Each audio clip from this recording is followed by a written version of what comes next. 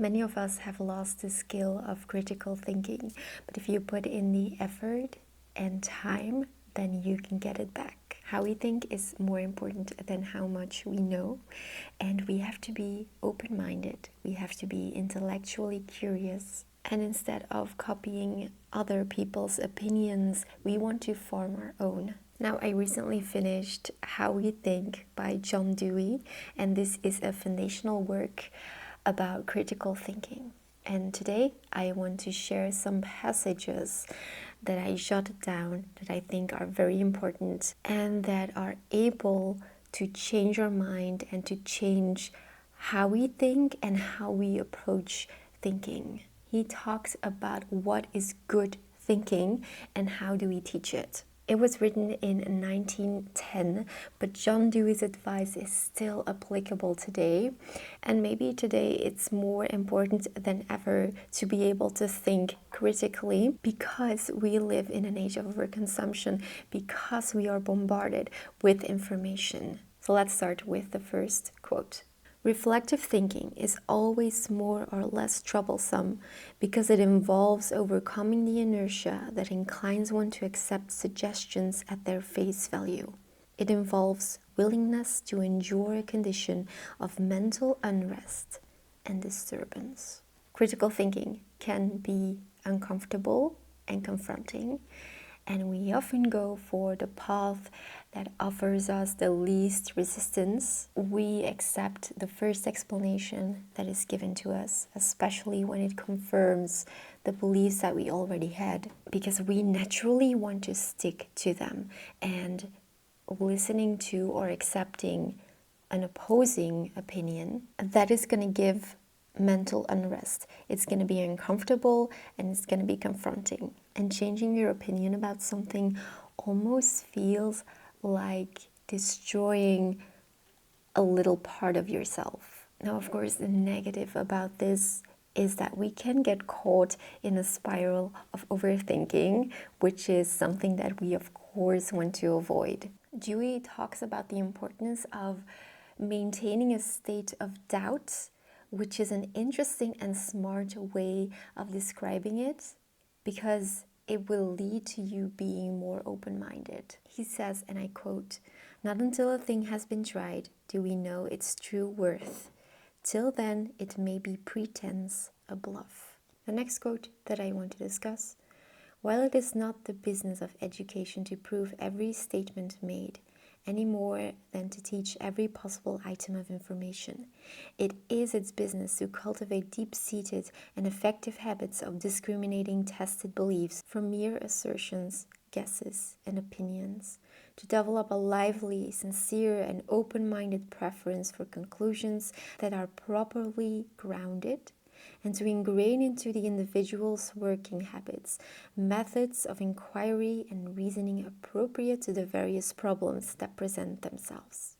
No matter how much an individual knows as a matter of hearsay and information, if he has not the attitudes and habits of this sort, he is not intellectually educated. He lacks the rudiments of mental discipline." Now, as you can see, the text is pretty dense. I had to go very slow to really get to the meaning of everything. But what he's saying here is that you can be smart, you can be educated, you can be well-read, but if you refuse to think critically, if you never ask questions, if you are holding on to your own ideas no matter what, you are not, in his opinion, intellectually educated.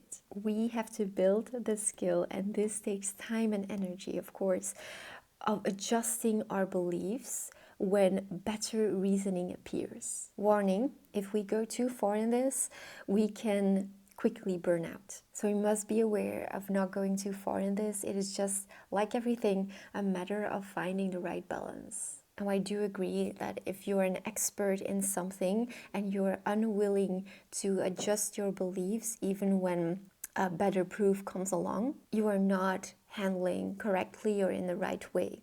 And here is what he says about book learning. "Men of little book learning are often able to put to effective use every ounce of knowledge they possess, while men of vast erudition are often swamped by the mere bulk of their learning, because memory, rather than thinking, has been operative in obtaining it. So when we read, when we study, we have to make sure that we do this actively. Education was largely about memorization. He was saying that this was the wrong way to teach. When we read, we have to think, we have to reflect, we have to interact. He believed that learning was a combination of taking action, experience, and reflecting. The student shouldn't be a passive listener. He should interact and think with the teacher. Learning how to think well is more important than just memorizing all the facts. And I quote, "We do not approach any problem with a wholly naive or virgin mind. We approach it with certain acquired habitual modes of understanding, with a certain store of previously evolved meaning, or at least of experiences from which meanings may be adduced." So when we form an opinion, when we are having a discussion with someone, we are discussing and approaching this topic, not like he says with a naive or virgin mind. We come with experiences and a past, and that is going to impact how we think. That is something that we cannot change, but it's very good to be aware of that. Our situation, where we were born, and the life experiences that we had will all work together in forming an opinion. Here is another interesting quote.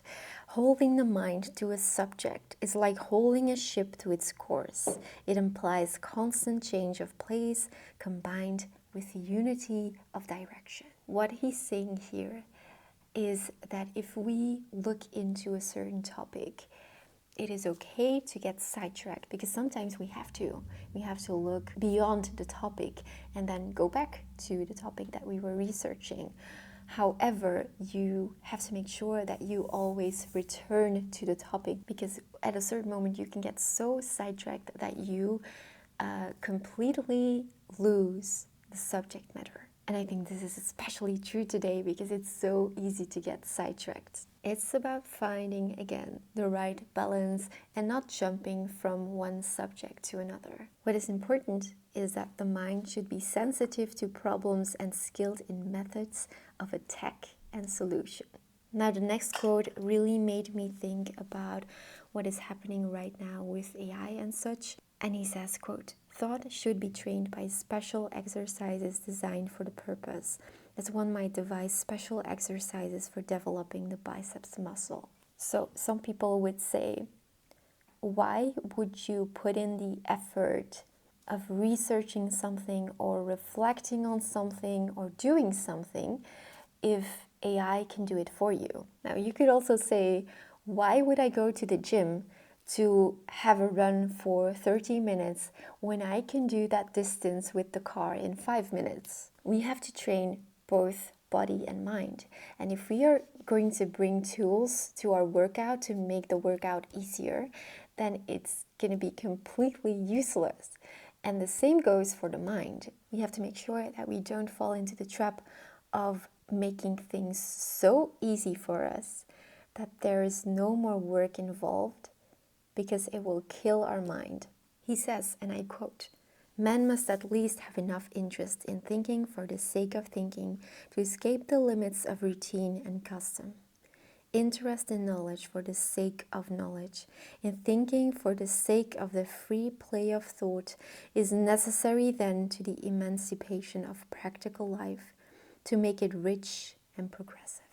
He's saying that thinking shouldn't necessarily be tied to a goal. This allows you to be creative and to allow new ideas to emerge. And thinking for the sake of thinking will allow you to think better in situations where you actually need deep thinking. You have to be curious and you have to be willing to engage with ideas. And if we constantly train that, it will be extremely useful in situations where we desperately need it.